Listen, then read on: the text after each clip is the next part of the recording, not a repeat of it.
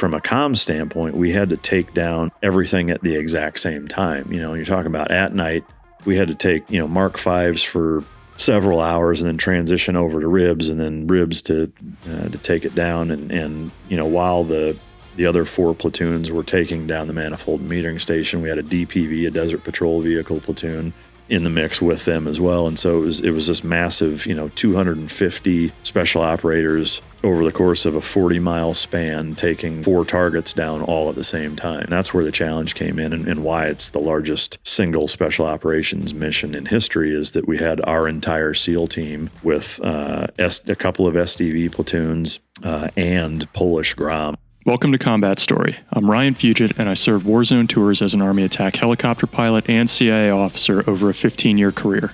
I'm fascinated by the experiences of the elite in combat. On this show, I interview some of the best to understand what combat felt like on their front lines. This is Combat Story. Today, we have the first of a 2-part crossover combat story with former Navy SEAL, New York Times bestselling author, and Trikos founder Mike Ritland, who many will know as the host of the Mike Drop podcast. I traveled out to Texas to interview Mike in person, and then he returned the favor. For those who don't know Mike, he earned his Trident pre-9/11, found himself on the largest operation in the history of Naval Special Warfare when SEAL Team 3 simultaneously took control of 2 oil terminals and a control facility on both sea and land as the Iraq War kicked off. Part 1 of this interview focuses on that operation, in addition to an amazing story of being attacked as a kid and finding his way to discipline and martial arts that set him on a course for the teams. In Part 2, we dive into more combat experiences and how a unique illness forced Mike out of the teams, but into a path that was perfect for him. With that, please enjoy this first and wide-ranging conversation with Mike Ritland. No pressure sitting in this seat, huh? Jeez. It is amazing the difference in terms of like I wouldn't say anxiety, but just attitude of sitting here versus there is totally different. Yeah. How so? Just like I don't have to worry about anything. It's like there's zero fucking stress or pressure sitting over here. I'd much rather be the one interviewing than be interviewed. Really? Oh, yeah. I mean, to me, I guess I like both aspects of it, but in terms of having to keep my fucking mind, like if I do a 4-hour interview where I'm being interviewed, I'm not tired afterwards. Yeah. If I interview somebody for 4 hours, like I'm emotionally or mentally exhausted after it. But that is funny. Yeah. I'm like the polar opposite. That's wild. That's hilarious. Yeah. All right. So as we kick off here, here I am, an imposter at your desk in your studio. I'm really grateful for you letting me come out here to interview you, Mike. Obviously, we're in the middle of Texas, and I think the first thing that came to mind, having read your book, is that you grew up in Iowa. Yeah. So when you had a choice of where you could go live when you were done with the service, why did you pick Texas? So it was a multitude of factors. I'd say kind of the big 3 were central location business-wise. Texas as a state. That's the first one. Texas as a state being pretty friendly to business tax-wise was a big factor. And then also, last but not least, just kind of the culture and people here I really liked. We had kind of looked at a lot of different places that had similar elements to them. I mean, Idaho, Montana area, Tennessee, Florida. I mean, there was a number of choices, but Texas just kind of kept sticking out as being kind of the top one. So I also, for the first almost year that I was out of the military, while I was getting the dog company set up, I actually worked for ExxonMobil as an oil rig supervisor, which I don't know if I've ever even talked about that, but so it was a short stint. I had no intention on doing it for 20 years, but it was a good kind of springboard out of the military and gave me, some sort of security and benefits for a young family. While I was figuring out how I was going to get everything set up. But interesting. Yeah. Obviously, my mind, when you mentioned an oil rig, goes to what I think was your first op, post 9/11, hitting those rigs in the ocean. I got to imagine being the guy sitting on a rig as a supervisor is a very different perspective. Yeah, it was weird. And it's neat that you brought that up because that was kind of my stance when I got hired. They were like, "What do you know about oil rigs?" And I was like, "I know how to fucking take them over." Like I have more experience taking them over than I do, even understanding how they work, let alone operating them. So one of the neat things about Exxon, though, I think corporation wise, is they have a pretty dialed in process of who they hire, why they hire them, what they hire them for. What I really like about their strategy and kind of adopted it myself to a certain extent in the dog industry with the different companies that I have within it, is they hire the type of person or the person that they want. And then they teach and train them how to do what they need them to do. And they have a lot of success in doing it. And, I've run into that in the dog industry where, resume is not even half of it, really. I mean, it should be most of it, but it really isn't. I've seen some people with resumes that would read like a Tom Clancy novel, but in terms of how they fit into what I need them to do, it's not necessarily that they're bad people. It's just that maybe that skill set, as good as you'd think it would transfer over, maybe it doesn't. And then on the other side of the token, people that like, you have no experience, in what I need you to do. But in that interview process, just like when I evaluate a dog for a certain type of skill set or working environment, you can read between a lot of lines and just get that gut feeling of like, yeah, this is the right person or what have you. And so I've just kind of really adopted that frame of mind or that mentality towards hiring people, is that, if it's the right person, like you can teach them what they need to know relatively quick. Mm-hmm. Whereas no matter what they know or think they know or what experience they have, if they're the square peg in the round hole company wise, then it's not going to work. So long story short, Exxon hires a lot of former military folks because they're used to being gone a lot. They're used to being out in the middle of fucking nowhere, surrounded by dudes, in kind of, less than desirable conditions in terms of comfort. I will say, if you compare a military deployment to working on an oil rig, there's no comparison. I mean, they spoil you rotten on an oil rig by comparison, but it's still not living at home, So that's because you weren't a pilot, so you had a different experience. But didn't have my own stateroom. No, that's right. It's different. Yeah, we were sleeping under Humvees and bathing out of ammo cans. So we were also in Iraq at the very start of it before there were any FOBs set up. But so, if you don't mind me asking, obviously you don't work on an oil rig anymore. Right. You got your hands in a lot of fires. Why did you leave that role? So going back to the Iraq deployment that kind of opened my eyes as far as military working dogs go, even going further back, I grew up, in northern Iowa. Bird dogs were a big thing. And I always marveled at the capacity of dogs, far beyond what I think most kids realize or identify from a pet. I marveled at their ability to use their nose and breaking through brush and handling gnarly conditions. And, the things that bird dogs do, is pretty significant as far as what they go through and the training that they have. And, I was just fascinated by it. And so then fast forward in Iraq, we were up in northern Iraq and in Tikrit, and there was a group of Marines that had a bomb dog that I wasn't even there on the operation, but they were nearby, and we caught wind basically that there was an operation where this dog had come across from an IED or EOD standpoint. Excuse me. The dog had alerted on an explosive cache inside of a little cave complex and saved, a number of Marines' lives. So for me, that was just that like, holy shit moment of, we've been in a situation like these guys countless times and we never had a dog with us.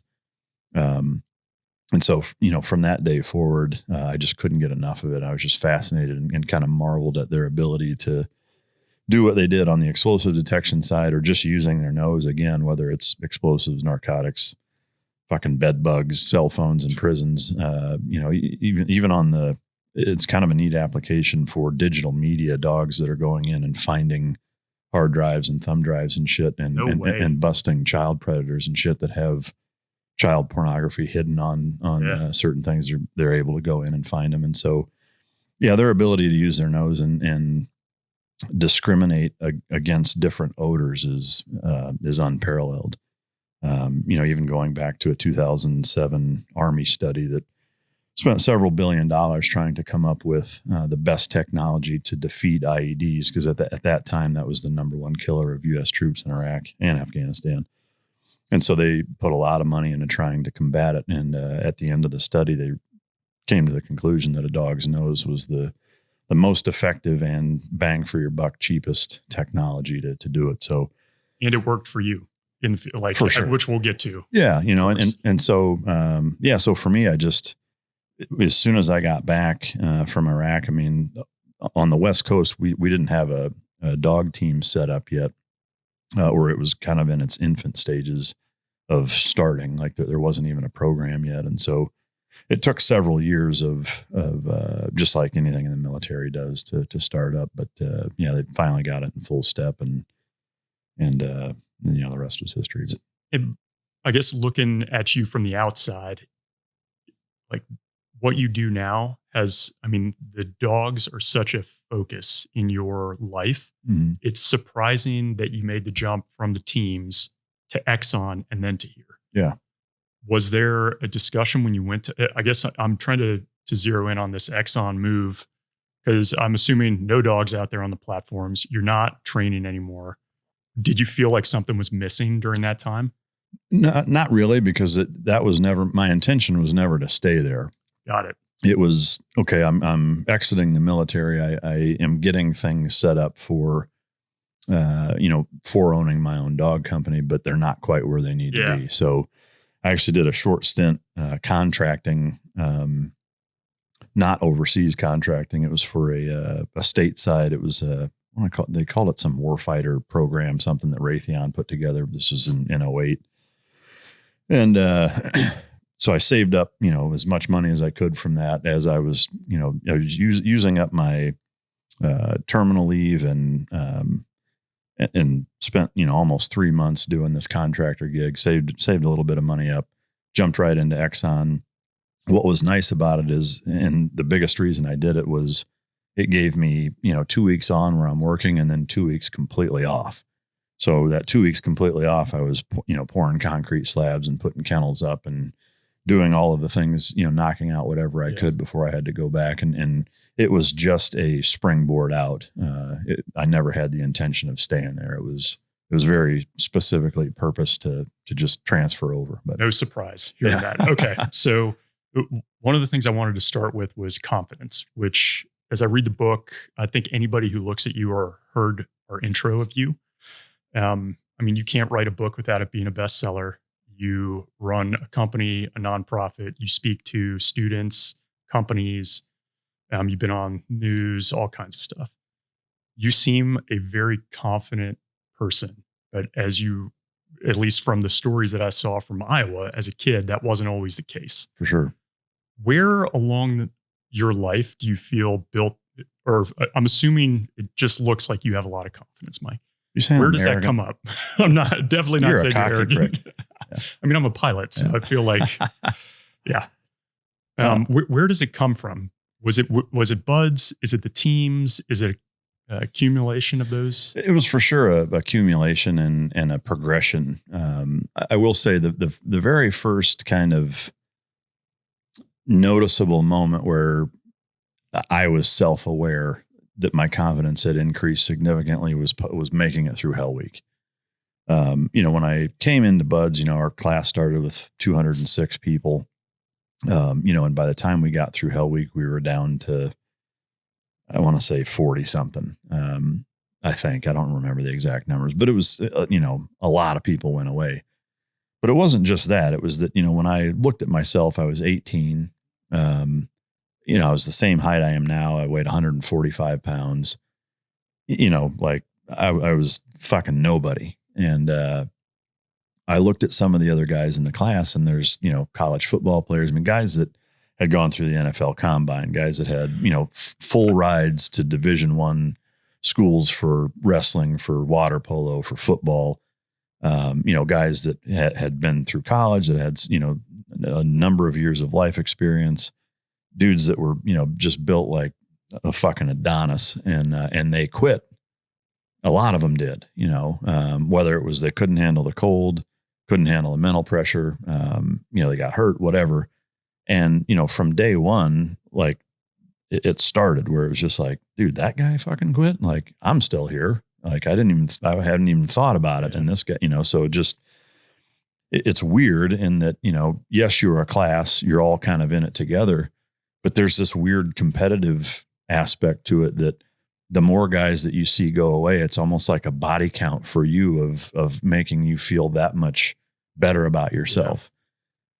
Then enter Hell Week, and tons of fucking people are quitting just left and right. And some of them were guys that, were faster than me. They were way stronger than me. They did better O-course times than me. They swam better than, you name it. Just seemed like way more capable guys. I mean, they were fucking men. I felt like I was still, I wouldn't say a boy, but I didn't feel like a man. Seeing these guys leaving, I'm like, well, fuck, I'm still here, So that was kind of the first, I would say, real turning moment for me, or turning point. From there, graduation obviously is a big thing, making it to second phase, making it through pool comp, finishing second phase, making it to third phase, every kind of box you check and every phase that you go through and you are successful and other people aren't contributes to that. And then graduation obviously is a big deal.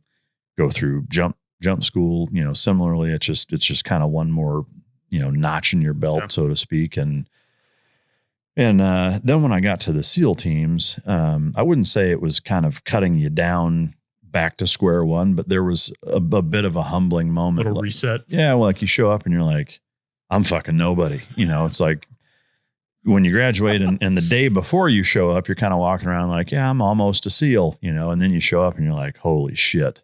Like these guys are on a whole different fucking level, and yeah, I mean, it kicks you back down the some of the confidence that you've built up, it levels that out real fast. And, but similarly there, you go through SQT and, now it's a little different in terms of the structure, but back then, you go through SEAL, it was STT back then, which, it's 4 months or so. And similarly, there's a lot of, competency boxes that are checked that make you just feel a little bit better about yourself each time. And then you get through that, and then you go to the team, and then you've got a 6-month probationary period where you're getting fucked with a lot. But you've got to prove yourself every single day. You're still a non-Trident wearer at a SEAL team, and all the guys with Tridents and, that have been deployed and done multiple deployments are eyeing you like a hawk and testing you and what have you. And then you ultimately take your Chiefs board, and then you get awarded your Trident. That's a huge defining moment also, because now you're like, I mean, I'll never forget, that day when my Trident got awarded and they pounded in, and you spend the whole day with it stuck in your chest. And literally, yeah, I mean, any other guy who has his Trident before you can come by and pull it out and pound it or elbow it back in or whatever for the entire day on a Friday. But on the way home, I had it and I put it in my pocket, and I remember pulling it out fucking constantly, just looking at it. And I couldn't believe it. I was staring at it. I was like, I cannot believe I am a Navy SEAL, like it was like a dream, cause it had been several years of just getting your balls throttled over and over and watching most of the guys that you started with weren't there anymore. So then once you get to that point, that's another big defining moment. But then now you get into your first platoon, and now you're a fucking new guy in a platoon. You're a nobody. It's like, yeah, you got your Trident. Guess what? We can take that fucking thing from you if we want. Like, fuck up and it's gone, And so it's like every day you've got to show up knowing that, there's all these seasoned dudes that are eyeballing you. Like, you better fucking pay the man and put out and earn your keep every single day. Like, don't get comfortable, It's an amazing environment to be in. When I reflect back on it now in my mid 40s, thinking of spending from 18 to 30 in that environment around guys who I won't even say expected the best. They fucking demanded the best, and and it was all the time, but it was guys that they were hard but fair. It was in their best interest for you to be an integral member of the team and to be successful, but they were going to make you earn it, but it was kind of like a hard but fair father figure or older brother where they were looking out for you, but they were going to make you, earn your spot on the team. And so like, I can't think of a better environment for a young man to be brought up in, you can't pay, there's no amount of money that you could pay to recreate that environment. It was phenomenal. And so at that point, and then it was just kind of a gradual, it's like you went through your first platoon trip, where you're a new guy and you made it through that. And then your first block of CQC training and your first maritime, your first dive block, you go through all these different blocks of training. Each one of them you make it through and you didn't get kicked out of your platoon. So that's one more kind of notch. So it was just, if I think about from the day I stepped foot, I wouldn't even say in buds. I mean, even going through boot camp was a joke by comparison, but it's still stressful. It's still way fucking different than living in my parents' house. You're 18. Yeah. I mean, like I graduated high school when I was 17. I had to wait till the end of summer to turn 18. And then I went to boot camp a week later, 2 weeks later. So I was a fucking child. I'd done nothing. I'd been nowhere really.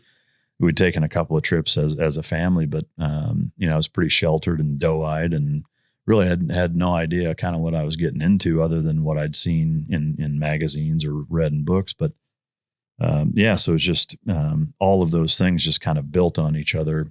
And over the course of several years, it kind of got to that point. What, I have so many questions just on that timeline you laid out, but, I suppose the first is when you had that Trident in your hand that day, who's the first person you called? My parents. Yeah. And my dad actually still has that Trident. I gave it to him. I took my car key and scratched the date into the back of it.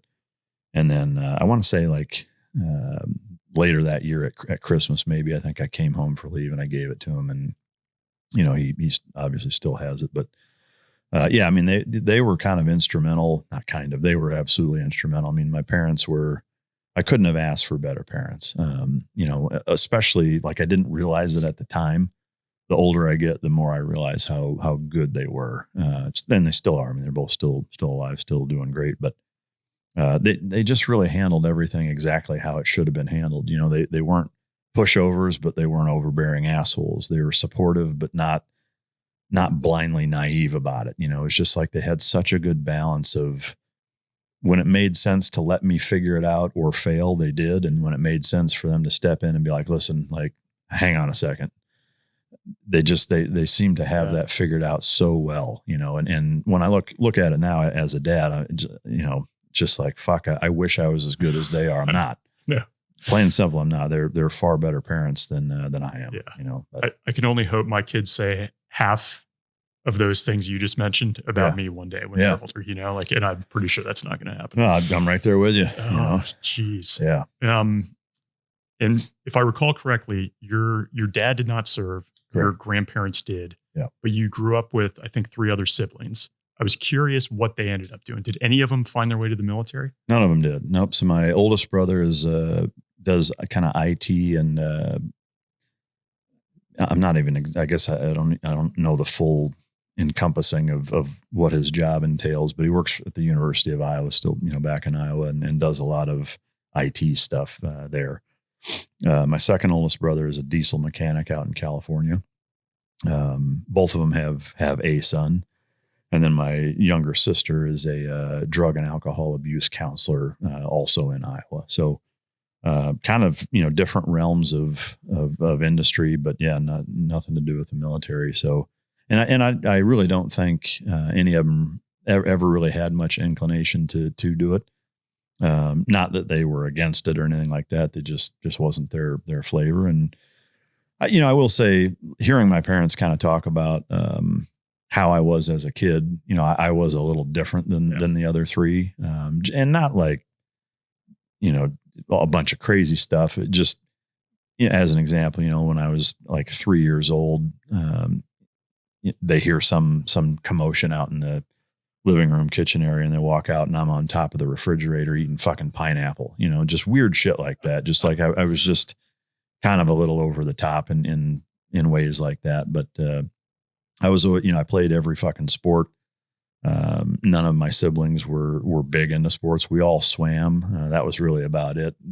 As far as they were concerned, they didn't really mess a whole lot with any other sports. Whereas for me, I was a total jock that way. Not that I was fantastic. I mean, I was maybe a little better than average, but I certainly wasn't, I'm getting a full ride to a college type of material and not even close, but I loved playing sports, every sport. I mean, I ran track, played every sport that was available. And then in high school, I kind of narrowed it down to just swimming, and then got into martial arts as a sophomore. Yeah. Well, I wanted to talk about that. Obviously, not a great experience when you get jumped, right? Mm-hmm. At, what are you, 14 or 15? You're 14, wearing a Speedo outside of your outfit, which probably isn't the best situation to be in. Yeah. And then to get jumped in that outfit, pretty bad. And that takes you down the martial arts route.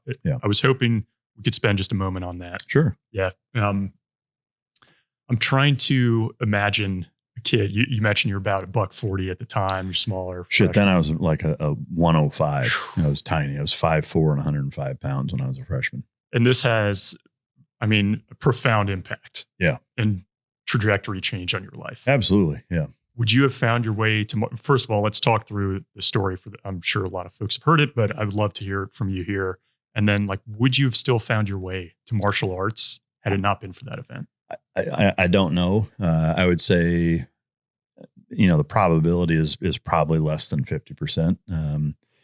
So, I was on the swim team, freshman initiation, which I'm sure they don't do anymore because it's, considered hazing or whatever. But, they did dumb shit like that where you have to wear your suit over your pants or a cap and goggles or whatever. Sometimes you could wear your warm-ups, just whatever. Anyway, so my second oldest brother was a senior when I was a freshman. And so we went to lunch together. We came back. I wouldn't say we were late, but we were close, so we were kind of hauling ass trying to get back to class on time.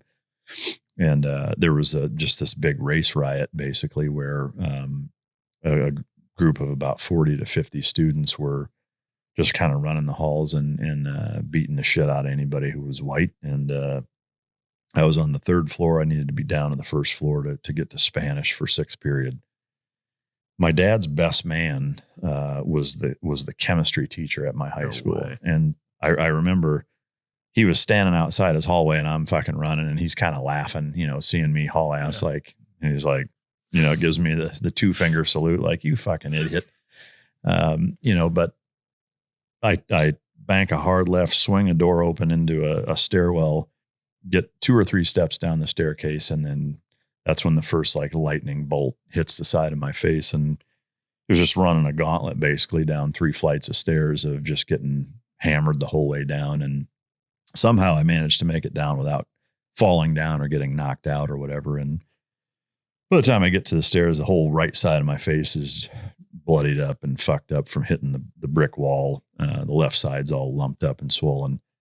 And I kind of stumble into Spanish class and the teacher was like, holy shit, you just saw this look on her face, but she didn't know what to do. And unfortunately, and I see it today, probably, significantly worse, but the administrations at a lot of schools don't really know how to handle stuff like that because it's kind of a lose-lose for them.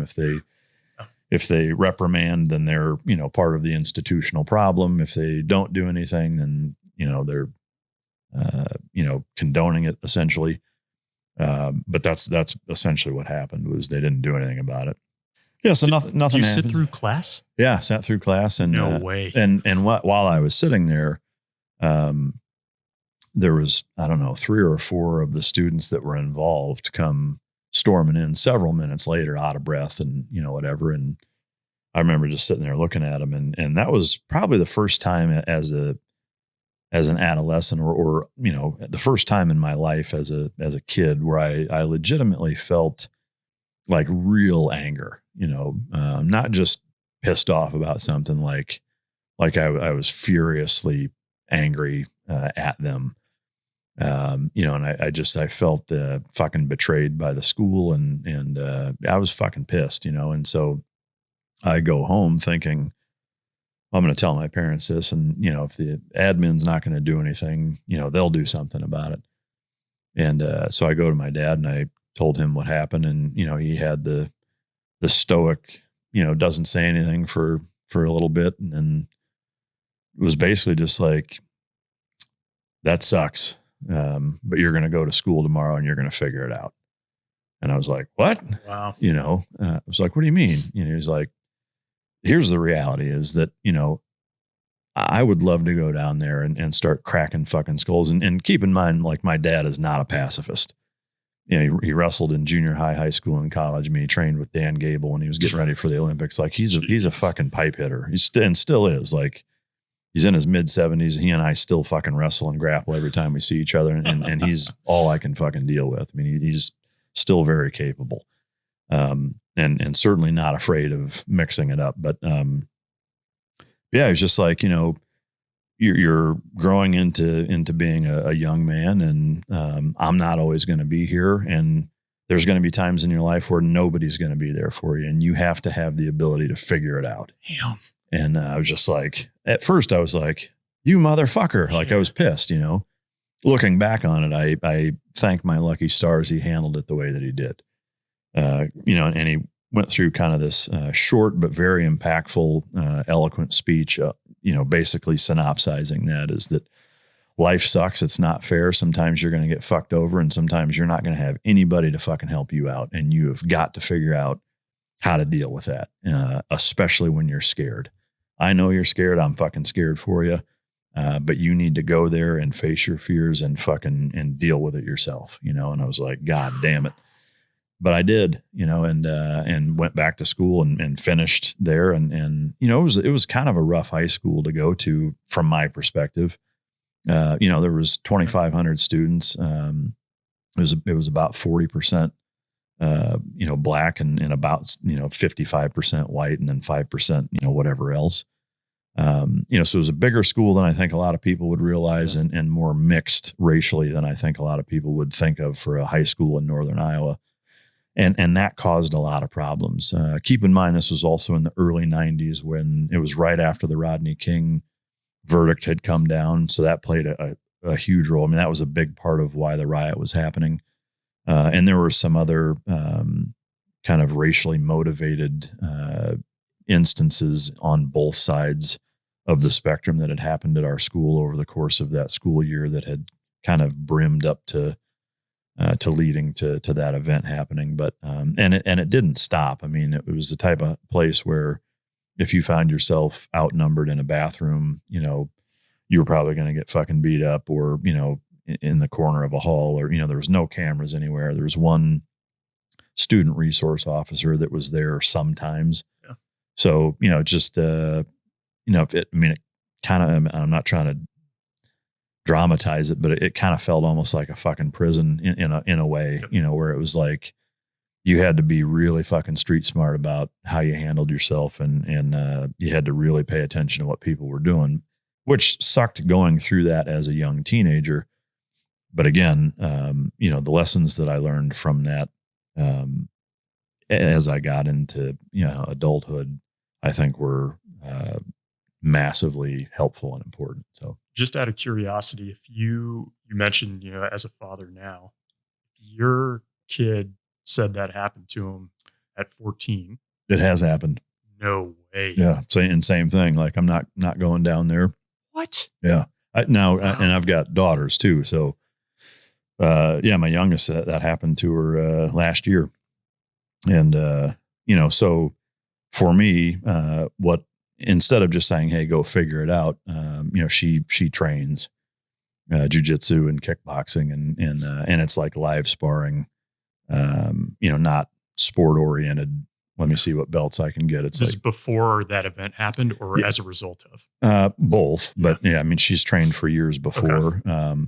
After that happened, kicked it up a notch and started doing a lot of private one-on-one stuff, and a lot of kind of really focused street-based scenarios of, hair pulling and being outnumbered and, things that are more likely to happen at a high school that way. But she handled it, better than I did.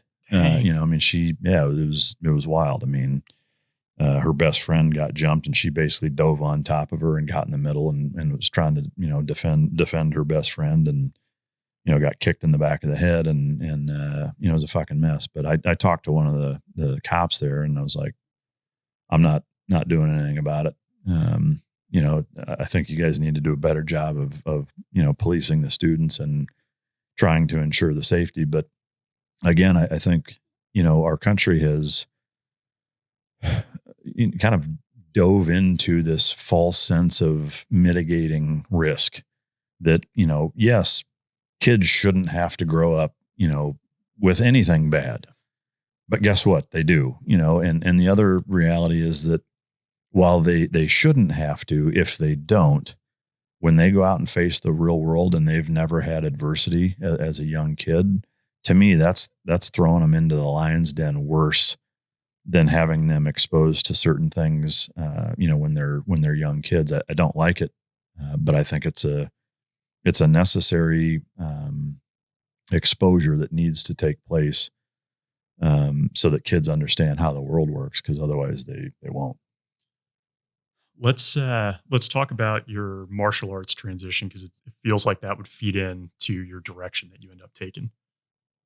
You describe, at least in the book, this sensei that's really a mentor for you. Mm-hmm. How so? Who was this person? And so it was kind of an interesting path in terms of how I got involved in it. So my dad, both my parents worked for John Deere, and at the time that John Deere wanted to try to get their employees healthier, to try to cut down on healthcare costs, which, looking back on it now, is ahead of its time, and it's like more companies should be doing that now. Yeah.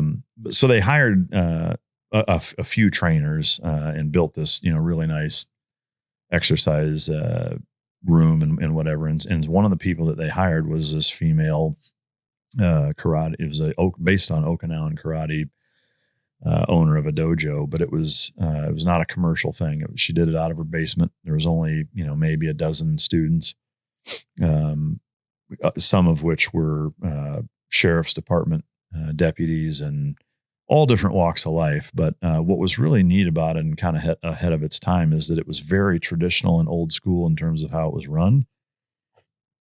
But because it wasn't commercial, it was all word of mouth. Like, she didn't advertise for it.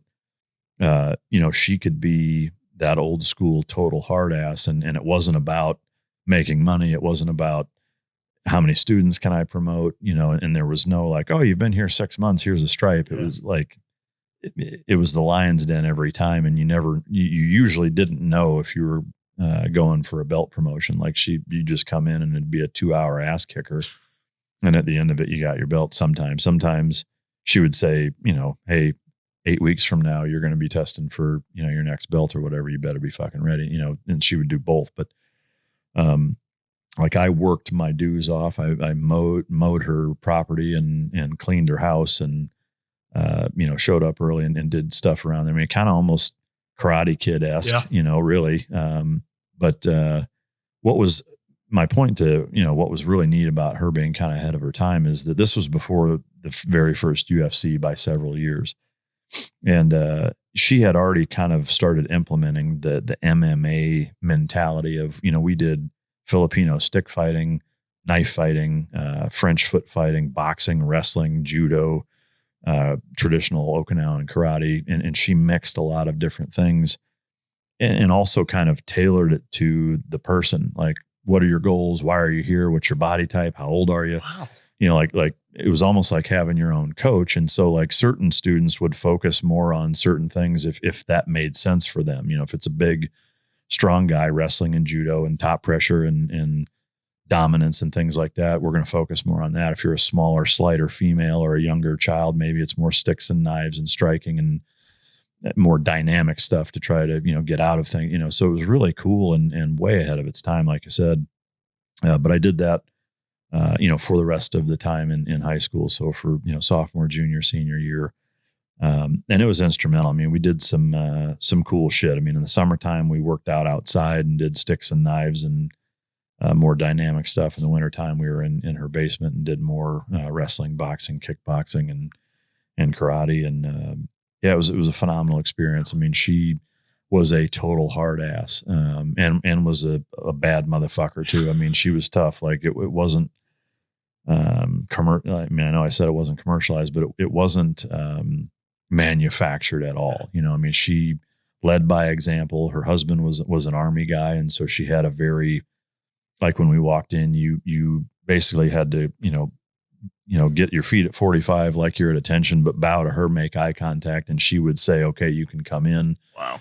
If you did push-ups, like you turn your belt around so that none of the belt touches the ground, the same way you would kind of respect a flag. And when you take it on and take it off, same thing, like none of that belt better ever touch the ground. If I see it, I'm taking it from you and you're going to have to earn it back. How old was she? She was in her late 30s. Late 30s. I remember her 40th birthday, like it was like a 4-hour just nut kicker workout. Like instead of a party, it was like, I want all of you to come here and we're going to suffer together for 4 hours for her 40th birthday.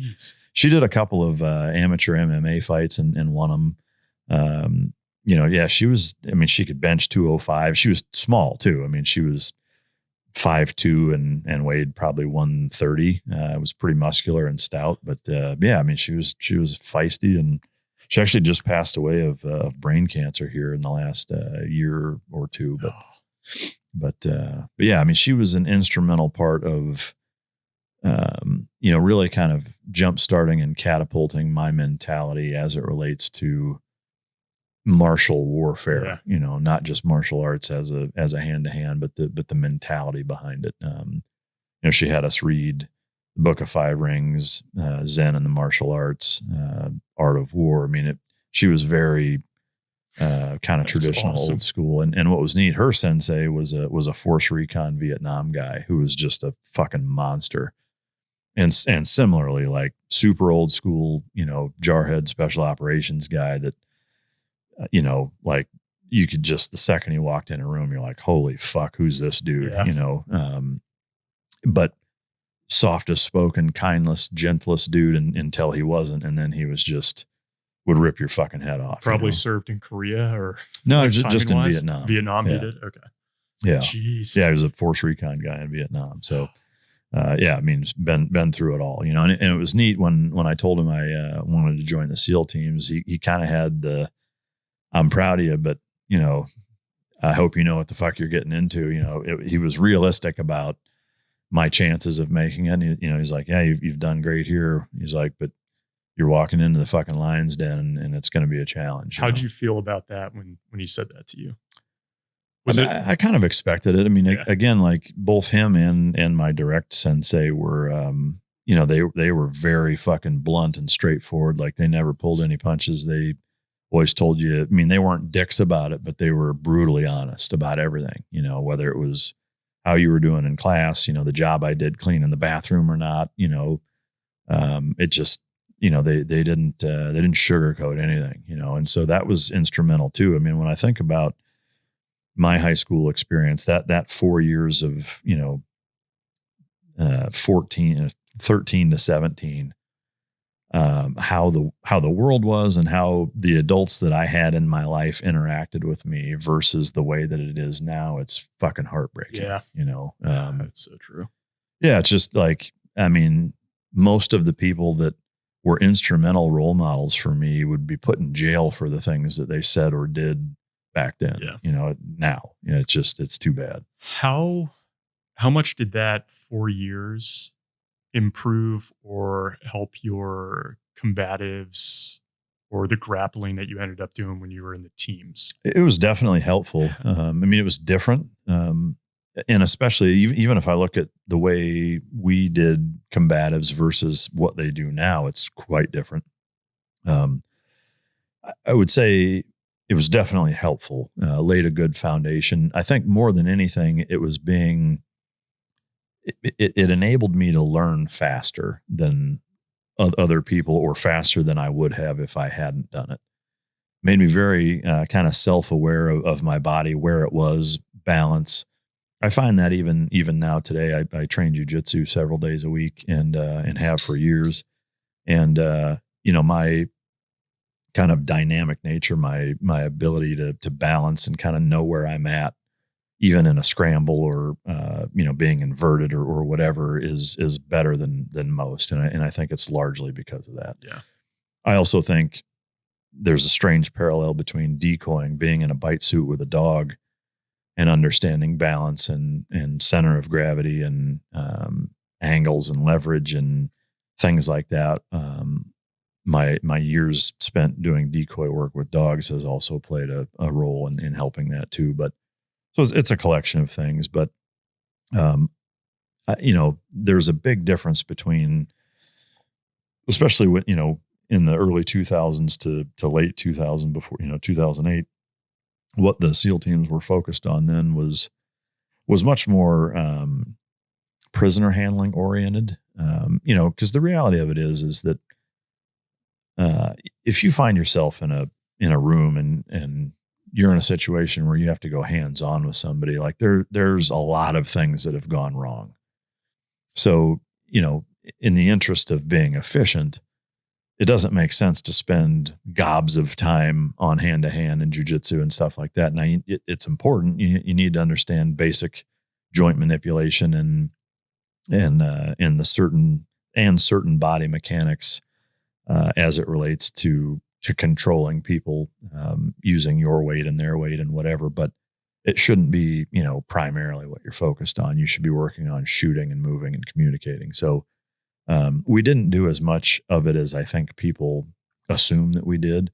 They do more of it now, just because it's way more popular, especially jujitsu. A lot of guys will train jujitsu outside of being on active duty, and they do a lot of it, after hours and whatever. But, it was kind of a different time period. One of the PMOs at the agency when we were at the farm, he would go on like one night a week and still go train at just a local place near where we were doing our training. And we were all like, oh God, how do you have time to do it? He's like, I got to get this in. Yeah. Okay. So one of the other things, just before we get into the military side, the ultra competitive nature that comes up quite a bit. And I think you were saying that maybe that's kind of an underlying foundational element for a SEAL. Like there's something in every one of those guys with a Trident who's just hyper competitive. Yeah. I would say unhealthily so. It really is. I mean, I think you kind of have to be. There's an adage or kind of a joke that all guys in special operations, and I would say pilots are kind of in that same bracket of type of guy. Is that there almost has to be something a little off. I wouldn't say, wow, there's something wrong with this guy, but there's something a little off or a little different. And I think if you think about it kind of more from a 30,000 foot view, almost say from evolutionary biology standpoint, the traits that it takes to do very, very high end elite military jobs, again, whether it's a pilot or special operations, doesn't really lend itself to the survivability of the species. The traits that it takes to do that, if most human beings had that, I don't know that we would exist as a species, because I'm not going to say that we're fearless, but unhealthily competitive to a point where that will outweigh your own personal safety. Yeah. That's not a good trait to have as a species if most of them have that, because you're going to lose a lot of people that way. And so there's always this, kind of goal of figuring out the formula that, what is it going to take to get more special operators? How do we get more guys through training? And, to me, again, if you look at it from a genetic standpoint, I think that there's just a very small percentage of the population that possess those types of traits. And that's kind of how it needs to be for our species, for any species. And so, if you look at the adaptability of certain species when they encounter change and evolution and why, it makes sense to me that they're not common traits, and they're never going to be, and they shouldn't be, so to your question, the competitive component, I think, is kind of woven in there genetically. And that's where people will argue, nature versus nurture. Is it genetic? Is it something that you were taught. I think ultimately everything boils down to genetics, even say willpower, right? Because to me, if we're saying that addiction is a disease, which that's debatable, it's probably an episode by itself, is that, a human being's ability to withstand temptation and exercise impulse control, I think you could pretty easily argue that's largely genetic. It's easy to marvel at somebody with incredible self-discipline, but I think it begs the question, like, is that there inherently, or is that a choice? Right. Like, I really think it's more inherent than it is a choice. I think, that the people, because there's millions of addicts that to me say that while I don't think it's a disease, I also think there's some people that find it way fucking harder to exercise impulse control than others. Same with depression. Some people like just don't get fucking depressed, and some people struggle with it their whole life. So I think ultimately those things that make special operators, I don't mean to get off on a tangent, but I think it's all kind of related in that it really all boils down to certain individuals have genetic code that allow them to do that type of thing for a living. And it's pretty hardwired. Yeah. So as we jump into the military side, I know you had mentioned, I think you joined up, you read an article in like a magazine, maybe Popular Mechanics. Yeah. You obviously Navy SEALs comes out probably after you join. The Rock comes out. Right? It was actually right before I went to boot camp. I watched The Rock like several weeks before I watched, and I was like, fuck, am I joining the wrong service? Because the SEALs get smoked by a group of Marines. But ultimately I was like, no, those guys are fucking badass. Yeah. That's cool. That's what I want to do. So, Navy SEALs, The Rock, Popular Mechanics, read all of the Marcinko Rogue Warrior stuff, Carlos Hathcock's sniper book. James Patches Watson wrote a book called Point Man that was an influence for sure. I was totally addicted to it. So my question is, and I don't think I've asked anybody this. In The Rock, they portray this new SEAL on the team as having to recount, doctrine or some of their tactics, point blank, like on the spot. Yeah. Does that happen in the teams? Are you expected to come in and be this like human dictionary? To a certain extent, sort of. I mean, like when you take that Chiefs test to get awarded your Trident, they put you through this kind of lightning round of that, where it's like, what's the cyclic rate of an M4? What's the maximum effective range of a 7.62 by 54 round, by 51 round, by 39 round? What's the max capacity? What's the explosive weight of this? What's the terminal velocity and free fall? How do you fucking, deflood or fix a flooded 55 horsepower outboard motor? Like basically anything that's relative to diving, air operations, tactics, weapons, explosives, intelligence, you name it. Like there's a group of these, I call them salty old crusty guys who at that time were younger than I am now. But felt like they were at the time. Yeah, when you're 19 and they're 40, you're like, who's this old fucking crusty bastard, They'd been in the Navy for 20 years and had seen everything twice and just they fucked with you and asked you all kinds of questions like that. And so there is an element of kind of having to always know your stuff. And it's not even that just for the sake of being able to do it. It's that you may be overseas and something breaks, or when you're doing mission planning and you need to know those things, like, hey, if we're setting up an L-shaped ambush on this surface to air missile site, every fucking guy needs to know how far his bullets are going to go, how fast they're going to get there. If they're breaching doors, what's the maximum safe blast distance for,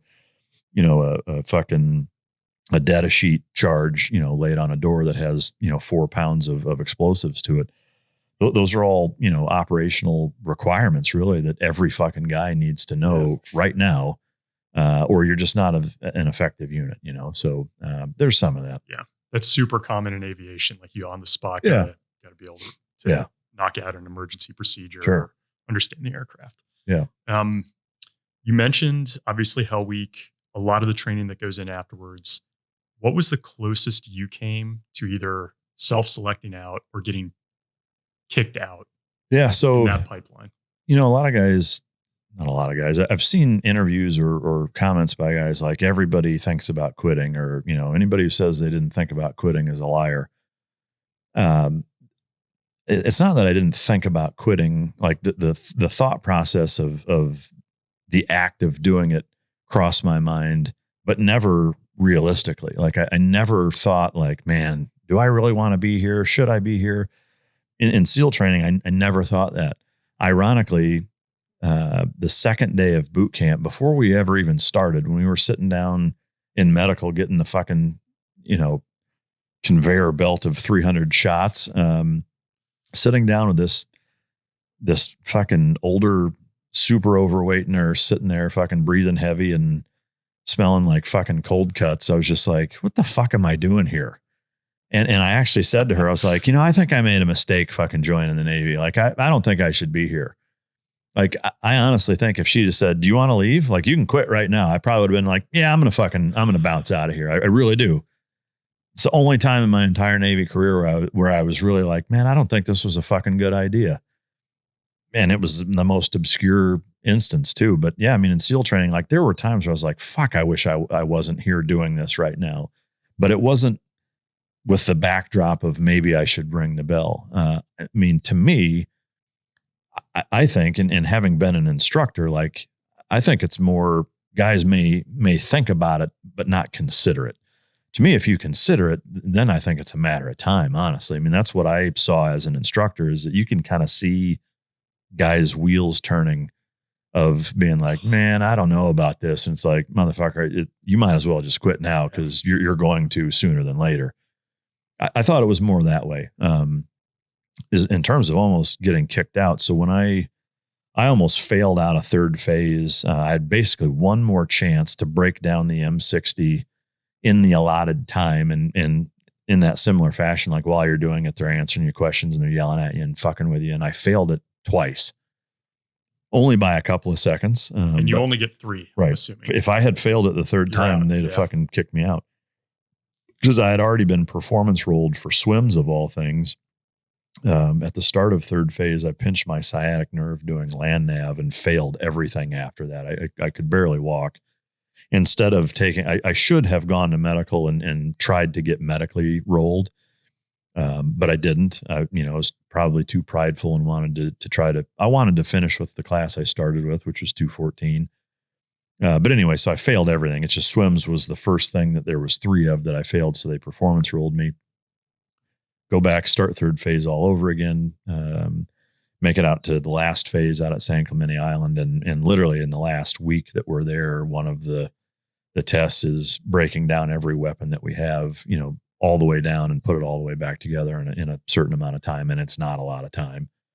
And yeah, just for some reason, there was something about the M60 that just kicked my ass a little bit. And I almost failed. And I remember after the second time I failed, like I walked out and I kind of I broke down. I started crying and I was just like, all the fucking shit I've been through. And if I don't fucking pass this, I'm going to get fucking booted and I'm going to have to wait 2 years, come back and do all of it all over again. And I was just like, holy fuck, and it was a defining moment as far as just kind of having to say, hey man, like, it's tough. You feel like the odds are stacked against you. You're unsure of yourself, but you've made it this far.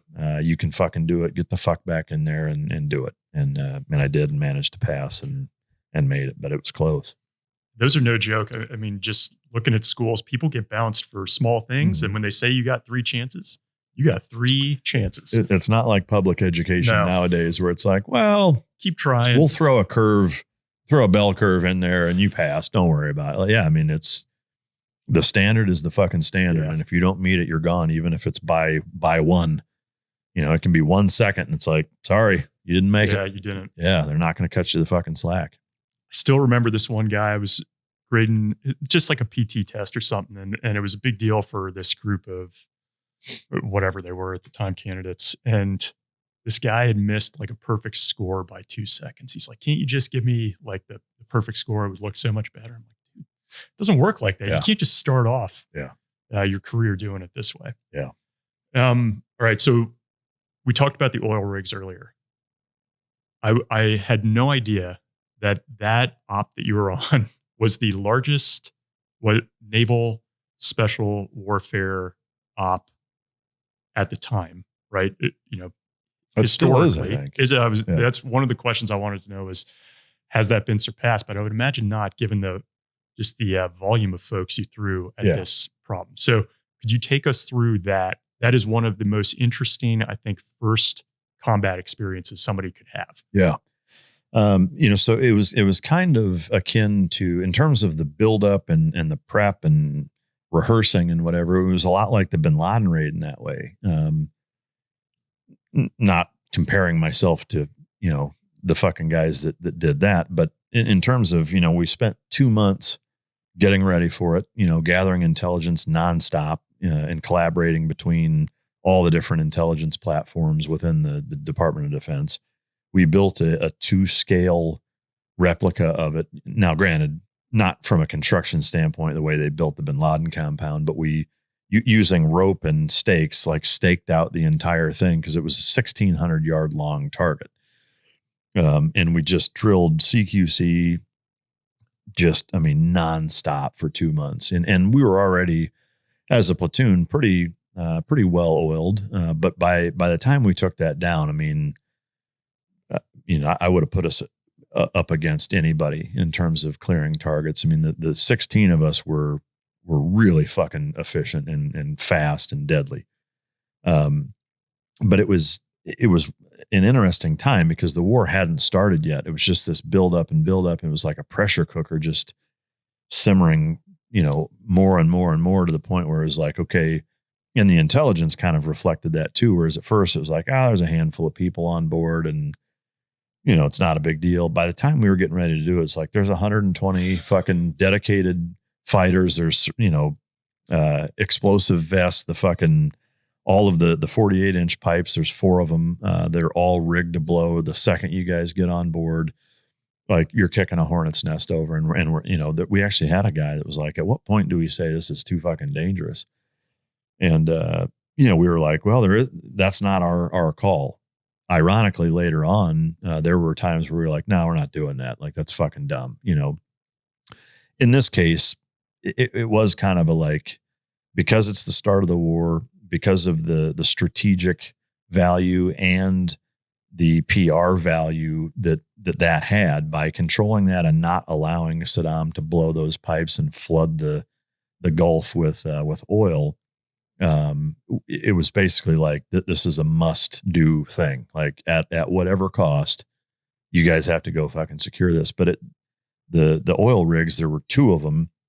That was only half of it. The other half was there's the manifold and metering station, which is on land on the coast 30 miles away. So there's 30 miles of pipe, which is, dozens of Exxon Valdez tankers worth of oil that's in those pipes. So if they blow those pipes, you're talking about a natural disaster, probably that would have been unrivaled, in terms of severity. And so it was massively important that we took it down and had an ability to take it down all at the same time. And that's where the challenge came in, and why it's the largest single special operations mission in history, is that we had our entire SEAL team with a couple of SDV platoons, and Polish Grom special operators also. Cool. So it was a huge deal. But we had to, from a comm standpoint, we had to take down everything at the exact same time. You're talking about at night, we had to take, Mark 5s for several hours and then transition over to ribs, and then ribs to take it down. And while the other 4 platoons were taking down the manifold and metering station, we had a DPV, a Desert Patrol Vehicle platoon, in the mix with them as well. And so it was this massive, 250 special operators over the course of a 40-mile span, taking 4 targets down all at the same time. It was a neat thing to be a part of. We managed to take about 30, I think it was 32 prisoners that were all Special Republican Guard guys. Didn't fire a shot out of anger. We breached a fuck ton of doors, but yeah, we managed to catch them off guard in the middle of the night, and were stealthy enough to be able to take the whole thing down without them being able to get the jump on us. It took us about 6 hours to take the whole thing down, but we started at the berthing and the control station. The rest of it was all just like scaffolding and pipeline walkways and kind of metering stations along this long tanker platform that, basically they could accommodate 4 oil tankers at a time that could all pull up at the same time and load oil onto them. So we got control of the berthing, all of the human beings that could do anything about it, in relatively short order, while all of the manifold metering station was being taken down at the same time. So, they basically couldn't do anything about it. But I mean, it has to be like one of the most frogman type ops you could do. Yeah, for sure. I mean, maybe that or hitting a beach, like surreptitiously mining or demining something. Yeah. Well, I think, for modern day, it's about as frogman as it gets, because, the World War II frogmen reconning of the beach, it isn't very realistic at this point with technology being what it is. So, yeah, I mean, it was really neat to be a part of it. It was a big fucking deal, and to not just be a part of it, but to successfully complete that mission and not lose any of our guys. Manifold metering station, they killed a number of guys on that target. I think we're lucky in that it was out in the middle of nowhere, and they knew we were coming. They just didn't know we were coming then. And so I think we just caught them fucking totally off guard and managed to surprise them and get the jump on them fast enough to not have to really battle it out with them. But it was a really neat thing to be a part of. Prior to that, we had an SDV platoon with us. They had gone out nights before several times and had done some recon in their SDVs of the rig. And then myself, SDVs being the subs, sealed delivery vehicles. Little mini submarines that can hold half a dozen dudes in, and they can carry munitions on them, which is why combat swimming isn't really very realistic either. Like if you needed to do anything underwater, like an SDV platoon is going to make way more sense. Excuse me. But I was the intelligence representative. So I was the one getting and gathering all of the intel on this and having to brief the platoon on what the threat is. And that was a challenge too, because there was conflicting reports. We were Army intel, Navy intel, DIA. I mean, like CIA, there was a lot of different intelligence reports from different sources coming in, and some of them were pretty conflicting, so I was having to kind of, collaborate with all of them, corroborate what I could and put it all together and disseminate it to our guys and hopefully be right. Some of it was a gut feel, and some of it was just like, okay, if I'm looking at 5 sources, what's kind of the collective mean average of everything. It was great. But, my point was, I guess, is that, the SDVs did their kind of underwater stuff. We actually got in a helo a couple days before and flew way over the target at we were pushing 10,000 feet. Jeez. Maybe. I mean, maybe not quite that high. I mean, I think you need O2 above 10, but we were fucking high. And I was leaning out the helicopter in a fucking, with a big zoom lens trying to take pictures of this fucking thing. Yeah. I actually still have some of those pictures that I took. It looks like satellite aerial imagery, but it's not. It's us flying in a helicopter above it. But interesting. That's pretty neat. How much responsibility did you feel going on that op since you were the intel guy? A ton. I have to imagine. Yeah. And that was my second platoon. I was 20, 21, 22, still pretty fucking young. And I've got 2 SEAL platoons, Polish Grom guys, 4 other SEAL platoons that if our shit fucks up, it's going to fuck them up. I mean, I wasn't the only intel guy, but I was responsible for my platoon and an SDV platoon.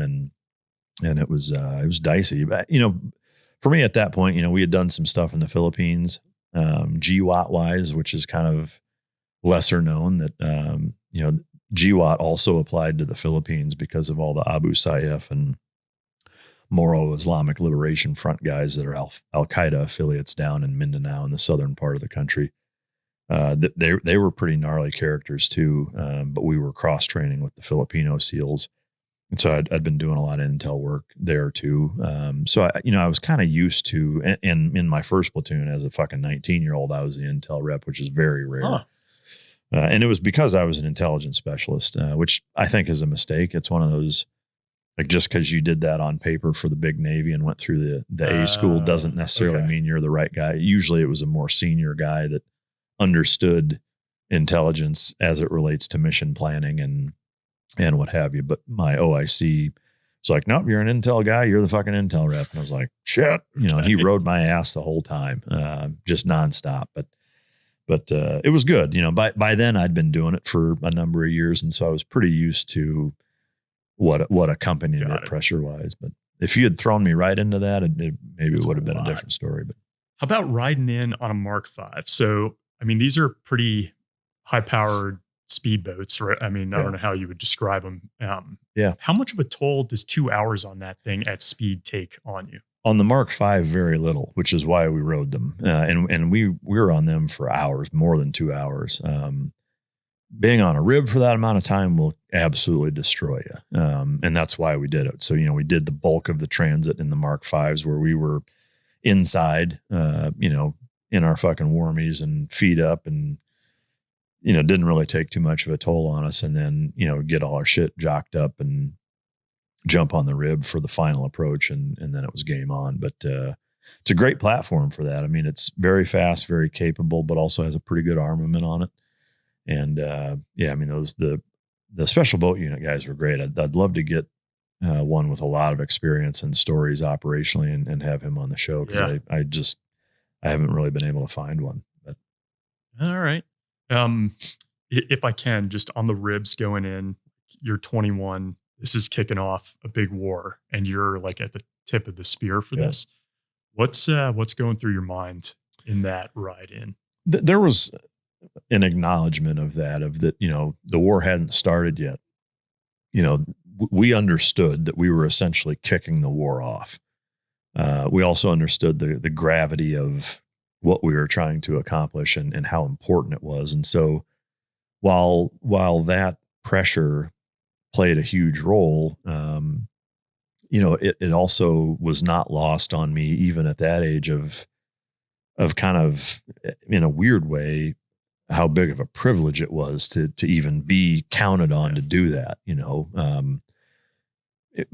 Like there were times throughout and further on, in the subsequent weeks of being in different parts of Iraq, that are just like, holy shit, like we're here, because we had started it, So, now there was still the worst cotton mouth I'd ever had in my life. And I was fucking nervous, but it was one of the things about SEAL training, and no different than all of the training you guys do. There's an element of brainwashing and conditioning that you go through and times, I mean, even something as simple as like, you're about to run the O course, or that instance of, hey, if you don't pass this, you're going to fail. Like that was real pressure. I mean, to compare it to going to war, there's no comparison. But as a fucking 19, 18-year-old, knowing what's on the line, like the perceived, and that's, the eye of the beholder. I mean, that's really what's important and what's relevant pressure wise, is that, like I had already been through a lot of situations where I felt a lot of pressure being put on me. So, it's not that I wasn't scared. I was fucking terrified. I'll be the first to admit I was fucking scared, plain and simple. Like I was terrified of what we were going to do. We had never done a real world house clearing before. It was the first time I knew that we were going to be going in face to face against an armed enemy who was going to be trying to take our fucking life in close quarters combat, and it wasn't like an on land target where it's like, maybe we can squirt out the side, or maybe we can back off and call in air support. It's like, when you step off that fucking boat, you're on there, and it's just you, and so it was fucking gnarly, but it was one of those moments of like, this is what you fucking signed up to do. Like you're lucky to be in the position to have your country depend on you for something like this. Fucking revel in it, rise to the occasion, and go fucking be successful for Uncle Sam, and that's what we did. And it wasn't even a house. I mean, it's like a mile long. Yeah. Well, and the building. The berthing area was at one end, and that's where we started. It was 4 stories of just this like metal maze, basically, and unlike a Navy ship or a USNS ship or any type of maritime platform that has some semblance of order to it. I mean, this was, as you would expect, just a fucking rat's nest of shit and, fucking dirty mattresses on the floor and, people making food in weird spots and, shit and piss all over the place. Like, it was just a mess. It was like Skid Row, it was like a fucking drug house, but everything was metal, right? So I was one of the breachers, myself and Shane, who I just had on my show a couple weeks ago. So we've got these sawed off shotguns. We've got Remington 870s where we had used like a leather mallet and hammered the fucking end of the barrel so that it was like a duck bill so that it would spread the pattern of buckshot faster. Because when you're breaching a door, you're trying to, shoot the locking mechanism out. In most cases, it's either the in between the knob and the little hole, just that little cheese dick part that doesn't move to lock the door, or a deadbolt. In either case, you're shooting that out of the door, and so you want that pattern of bird or buckshot to spread faster. And so, anyway, we're shooting 12 gauge shotguns, 3.25 inch or 3.5 inch shells, with no ear pro in all metal buildings, and we shot, like, each of us carried, I want to say 50 rounds or so. And we burnt through every round we had of shotgun breaching all these doors. I mean, by the end of it, like, I couldn't hear a fucking thing for several days. It was a mess, but we had to breach all these metal doors and metal hallways, metal everything. And some of the rooms we went in had people in them. Some of them were armed. Some of them weren't, some of them were empty. Like, it was a total lottery. No, like, you just didn't know what the fuck you were going to go into. We just systematically went through it. And that's where all of the rehearsing that we had done leading up to that paid huge dividends. Cause we moved as a unit, just like fucking like water flooding a tunnel system. I mean, it was just everywhere, just immediately without saying much. And we fucking nailed it, but it was wild. And was it true to the rehearsal? Like, it actually went the way you had? Sort of. The one thing that I noticed that was very different about all of the training that we had done versus when it was real world is certain elements of going slower than you do in training, or because we didn't have a blueprint of the internal layout. We knew it was 4 stories, we knew it was berthing and kitchens and control rooms and whatever, but we had no real concept of what the layout was. So, there were certain times where it was just a lot clumsier, while yes, for what we were doing, we were very fluid, but when we did it in training, it was like something out of a movie. It was that rehearsed, that smooth, that fast, that calculated, and it was perfect, and just run after run after run after run, because everywhere we were going, we didn't have unlimited training areas. So once you've been through something one time, like, you know what it's like, and so we had 6 or 7 different training areas that we could go take rooms down and start at different spots, whatever. Like, it's still, 1, there's an element of, it's training. 2, you understand the layout pretty quick. 3, it was much bigger inside in those areas. This was a lot tighter and just kind of more difficult to navigate. But, that was the big difference that I noticed, was that it was just different than in training. Yeah. It wasn't as choreographed, and it was kind of awkward. But where was the reporter? He stayed on the rib until we secured the berthing. Okay. And I think it was Steve Centani from Fox News. And it was funny. Like, he was doing a report. He's like, these guys are like professional athletes with guns. I remember that was one little clip that he said while he was doing his, I don't think he was broadcasting, he was recording it. But while we were getting jocked up, like, we're all in silkies, basically changing out of our comfy fucking transit gear into our go to war gear. And he was just kind of standing there looking at all of us. We're all in fucking great shape, early 20s, just jacked and fucking ready to kill people. And he was looking around and just like, Jesus Christ, who are these fucking guys? And yeah, it was pretty neat. But yeah, he actually stayed on the Mark V until, we transfer over the ribs. He watches us take off. We take the thing down and then later on bring him in. Yeah. Jeez. I hope you enjoyed that combat story. Just the first of our 2-part with Mike Ritland. That man has some stories and does not take no for an answer. Very impressive background. Both, I think, really comes out from his time as a child through the teams. With that, wanted to say thanks for all of our listeners and read one comment that we got that really stood out to me.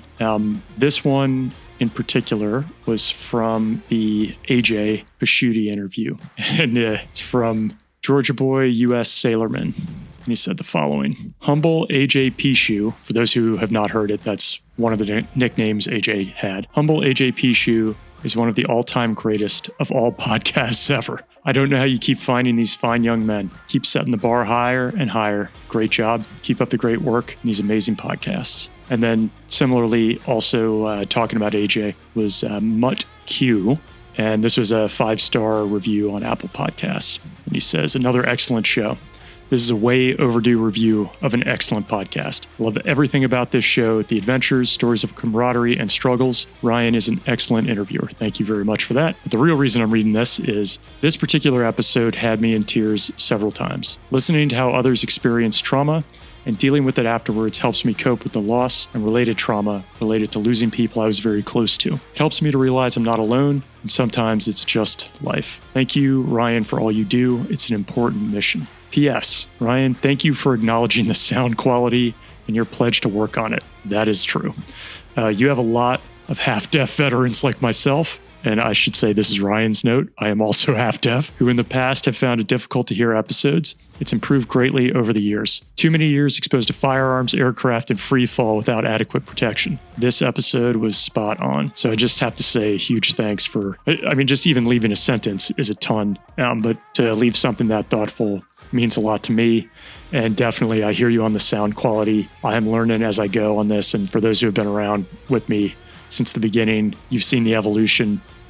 We don't always get it right, but we're getting better, and we're doing a little bit more now in terms of recording in person. So hopefully both the audio and video quality improves. We'll do our best to keep that bar high. Thank you for listening. And both of those comments I included in our weekly newsletter. If you're interested in getting that, it's combatstory.com/newsletter. And I don't make anything off of that, but it's just sharing what's going on. It's got an interesting fact in military history for a given week.